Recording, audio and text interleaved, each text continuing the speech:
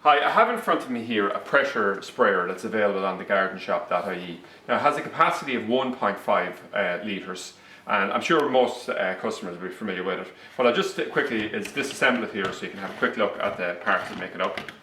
Okay, so what we have here is we have a tube here for sucking up the water as we pump it, and also it would just take the top off here to actually come along and pour the water in, and this tube here is also used for maintaining pressure. Okay, so what we do here is after we top the water up at this point, we simply come along and we screw the head back on like this. Okay, so how do we pressurize it? Well, we use this plunger here as a pumping action here, so we can continue to pressurize it, and we can feel as we get more and more pressure into it, it becomes slightly harder to push the plunger, so it gives you an indication of when you have enough pressure applied. Okay, if we come along now and we want to engage the flow of water from this pressure sprayer, we can actually just push down on this handle here. Okay, so if we push down, we'll see there's a jet comes out like this, and if we want to lock it into a position, we can actually push this forward here and it just locks it in. Okay, now we can actually control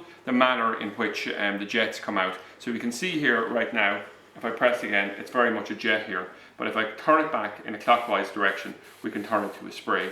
Now it comes with a nice brass nozzle on it here, which is effective for giving just a very even spray.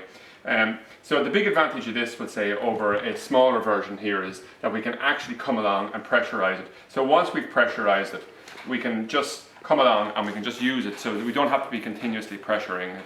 So it just makes it a little bit easier to use.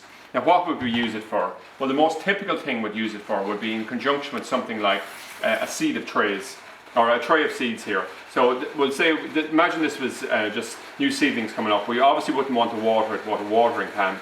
So what we would do here is we'd simply come along and we'd just gently spray it like this. Okay?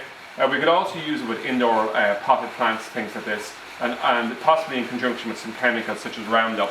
So if we wanted to come along and have a very set, do some spot spraying along the edge of a path or something like this, this is a very accurate way of doing it. And so, you know, it's a very handy tool for a gardener to have, particularly for those who have small garden sheds and don't want to go to the expensive hassle of buying, say, something like a very large knapsack sprayer. So this is the 1.5 litre pressure sprayer available on thegardenshop.ie.